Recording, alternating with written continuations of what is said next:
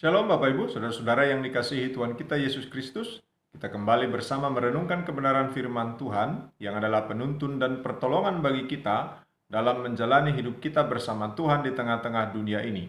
Saya akan membacakan nats kita masih dalam Galatia 5 ayat 22 dan 23. Tetapi buah roh ialah kasih, sukacita, damai sejahtera, kesabaran, kemurahan, kebaikan, kesetiaan, kelemah lembutan, penguasaan diri.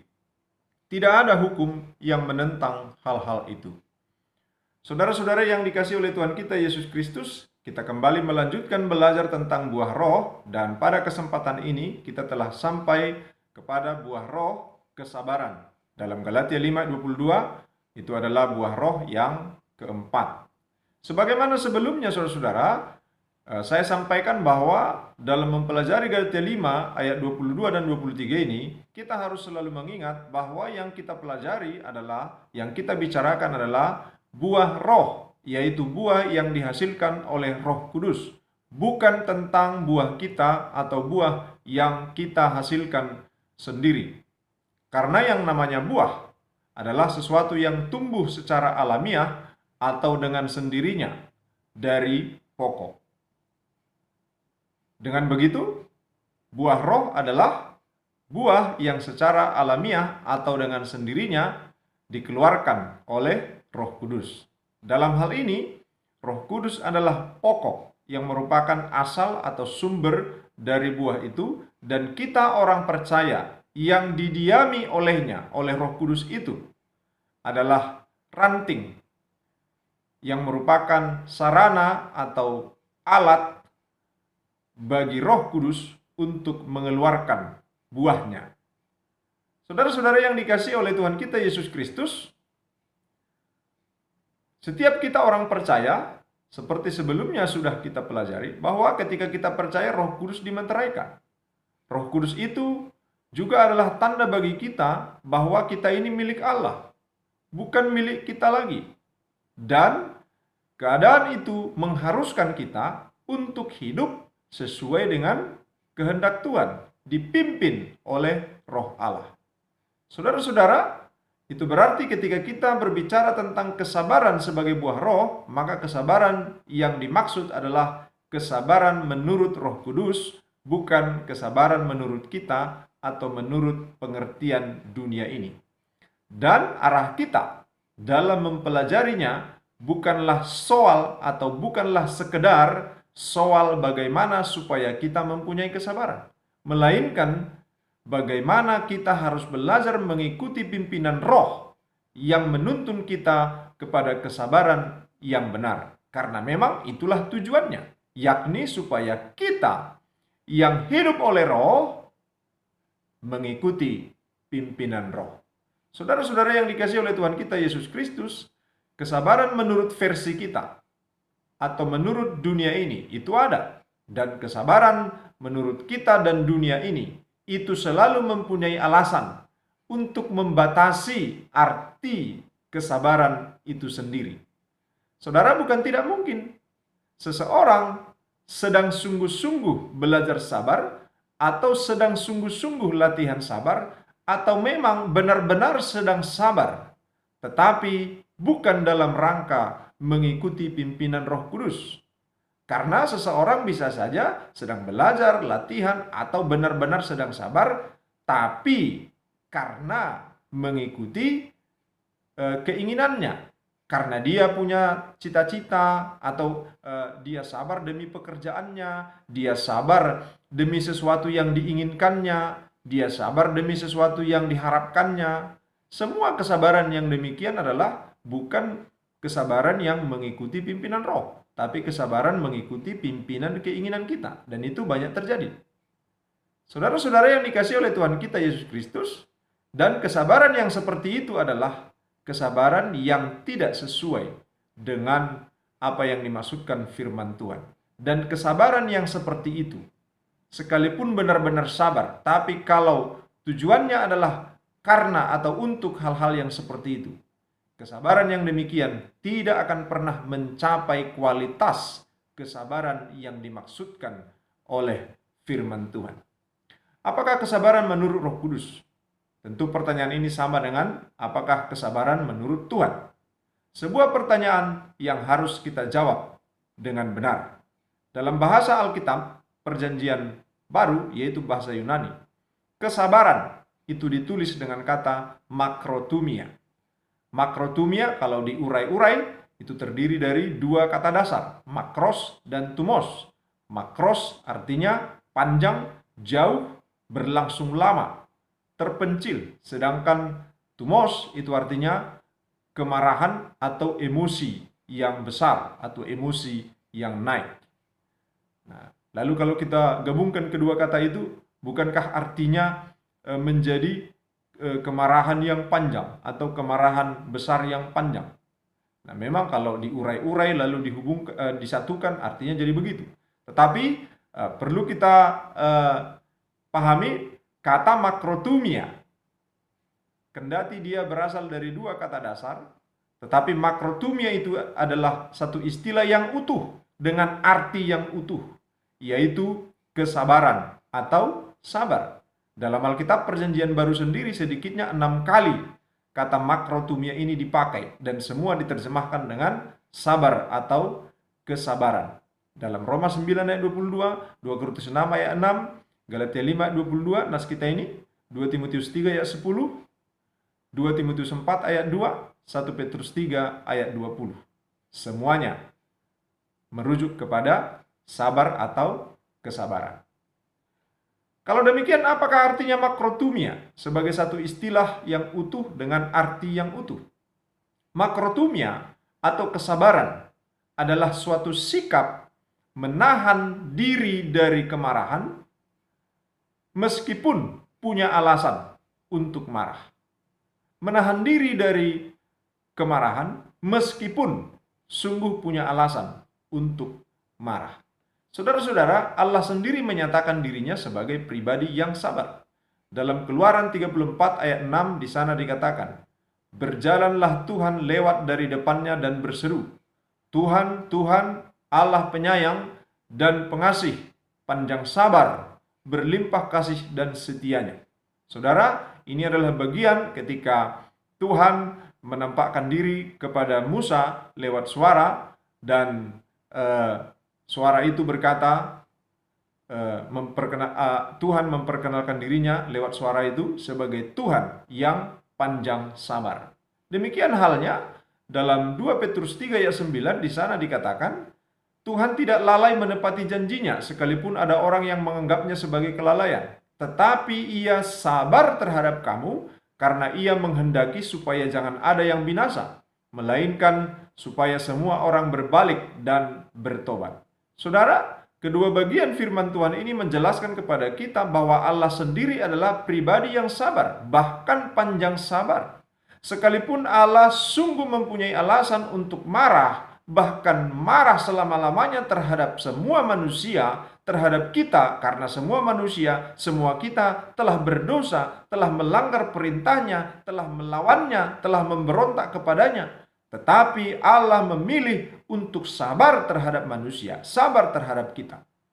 Sabar sampai manusia itu, sampai kita berbalik dan bertobat.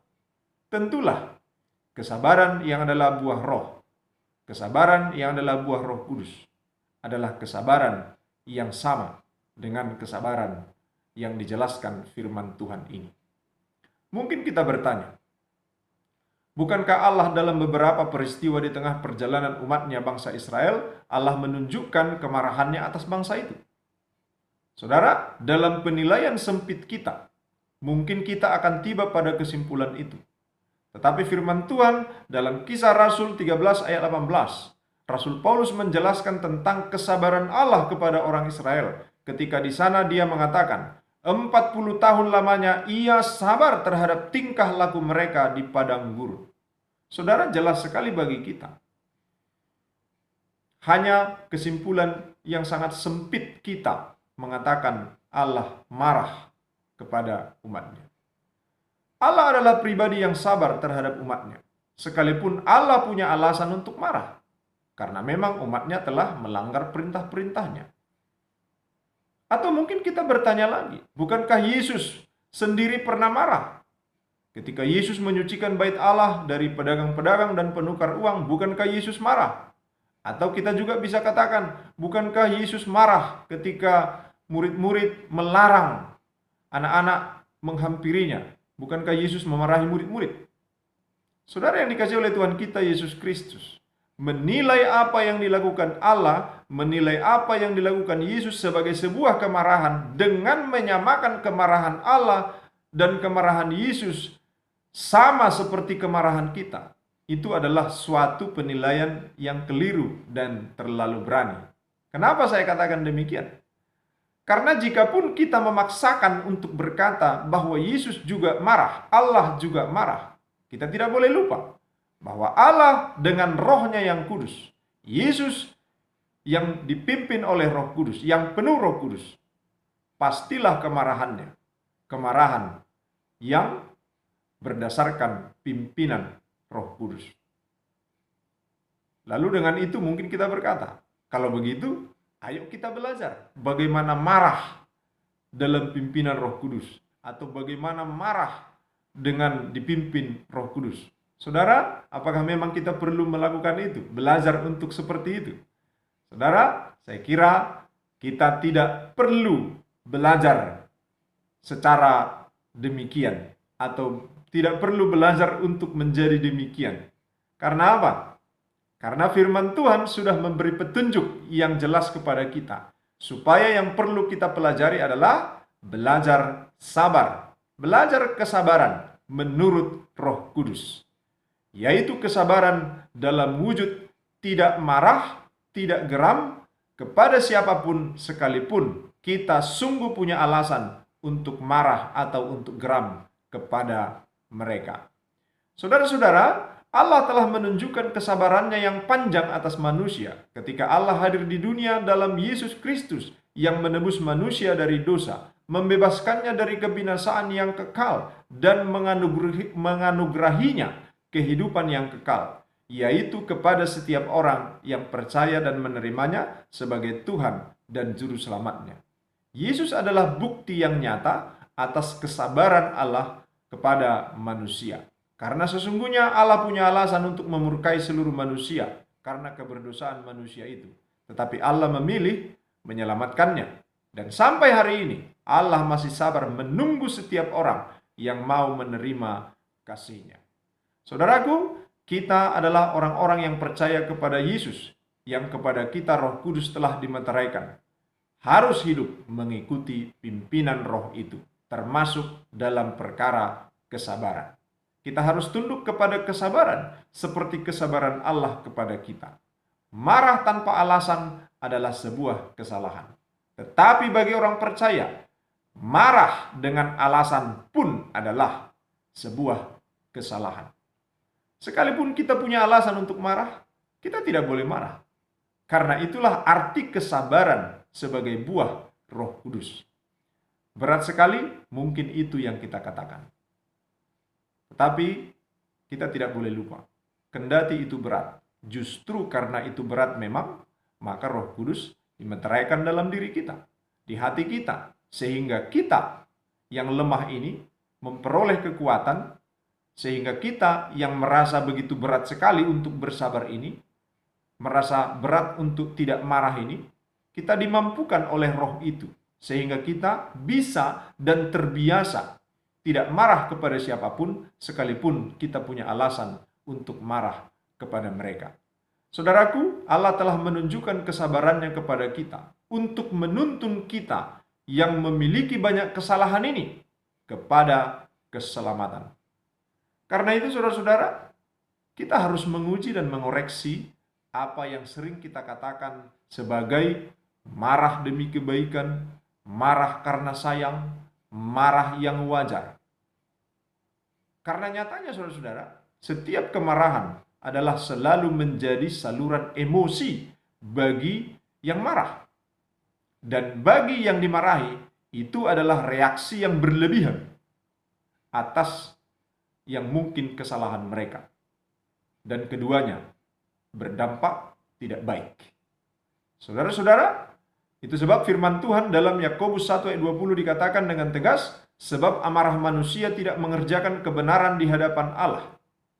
Saudaraku, saya juga teringat ada hal lain yang menjadi alasan orang untuk boleh marah atau untuk akhirnya tidak salah kalau marah, yaitu filosofi semut. Dengan berkata, semut saja kalau disakiti terus-menerus akan marah. Nah, ini filosofi semut yang sering dipakai menjadi alasan untuk boleh marah. Saudara, saya sendiri sungguh tidak yakin bahwa dalam dunia semut ada memarahi. Saya tidak yakin kalau semut disakiti dia akan marah. Saya tidak yakin itu, saudara-saudara. Saudaraku yang dikasihi oleh Tuhan kita Yesus Kristus, setiap orang yang marah dengan merasa punya alasan, merasa wajar, merasa demi rasa sayang, merasa demi kebaikan. Semua itu sungguh adalah kemarahan yang kita rasa wajar. Itu hanya perasaan kita saja. Sementara setiap orang yang percaya adalah wajib mengikuti pimpinan roh. Wajib mengikuti pimpinan Roh Kudus. Bukan mengikuti perasaan kita. Bukan mengikuti pimpinan diri kita. Dan kita tidak boleh lupa sebagai orang percaya, kita adalah ciptaan baru Allah yang harus menanggalkan manusia lama kita dengan segala nafsu dan keinginan kedagingannya. Salah satunya adalah menanggalkan tabiat marah atau kemarahan kita. Saudara-saudara yang dikasihi oleh Tuhan kita Yesus Kristus, dalam kehidupan bersama kita, baik dalam kehidupan bersama pasangan, bersama keluarga, bersama teman satu sekolah, bersama teman satu pekerjaan, satu kumpulan, atau kebersamaan yang lain, sudah biasa ada orang yang disematkan kepadanya gelar pemarah. Saudara, penyematan gelar ini telah menipu yang lain menjadi merasa bukan pemarah. Karena gelar pemarah sudah disematkan kepada yang lain. Lalu yang lainnya semuanya merasa bukan lagi pemarah. Padahal sebenarnya semuanya adalah pemarah. Tertipu. Karena sering dalam kenyataannya, sebenarnya semuanya hanya soal perbedaan gaya marah saja. Frekuensi marah saja. Sasaran kemarahan saja. Pada hakikatnya semuanya adalah pemarah. Tetapi ketika memberi gelar kepada orang lain, yang lain merasa bebas, bukan pemarah.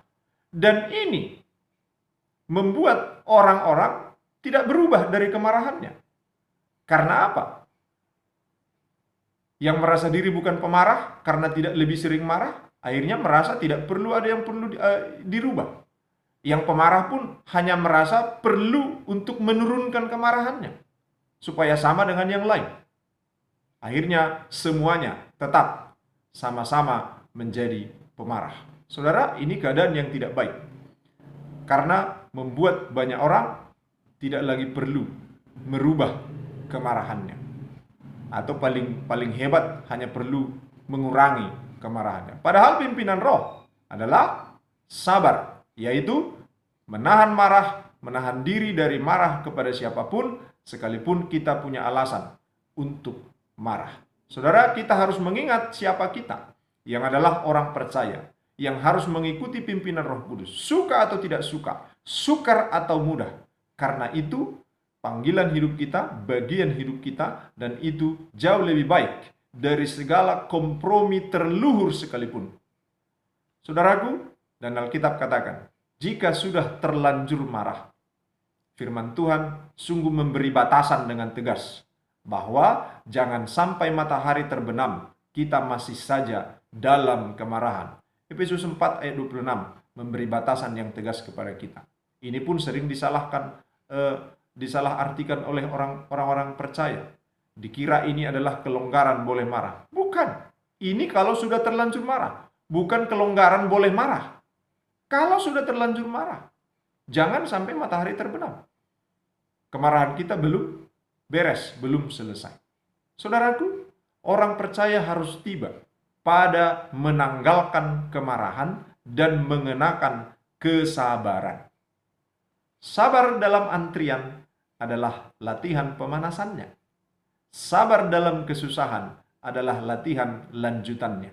Sabar senantiasa kepada semua orang yang menjengkelkan adalah latihan utamanya. Kiranya Tuhan menolong kita. Amin. Shalom.